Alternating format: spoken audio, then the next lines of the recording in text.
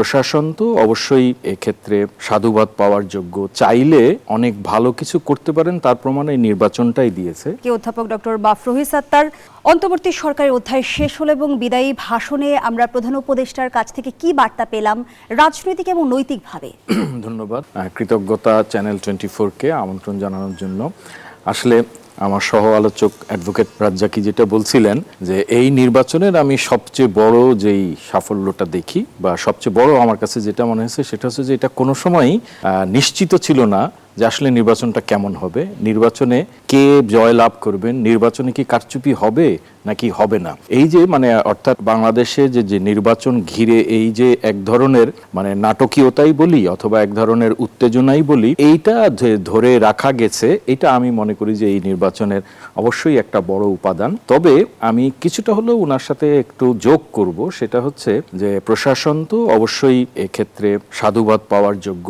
আসলে যে বাংলাদেশে যারা প্রশাসনে থাকেন তারা যে চাইলে অনেক ভালো কিছু করতে পারেন, তার প্রমাণ এই নির্বাচনটাই দিয়েছে। কিন্তু তার সাথে আমি যেটা যোগ করব সেটা হচ্ছে যে আসলে এই যে দীর্ঘদিনের যে যেটাকে বলে যে নির্বাচন নিয়ে, প্রশাসন নিয়ে, দুর্নীতি নিয়ে দীর্ঘদিনের যে অনেক মানুষের যে আস্তে আস্তে যেই জায়গায় যে দেওয়ালের পিঠ থেকে গেছে, তারপরে যেই জুলাই বিপ্লব, এই জুলাই বিপ্লবের যে বার্তা, সেখানে কিন্তু আসলে এর ছাড়া আর কোনো উপায়ও ছিল না।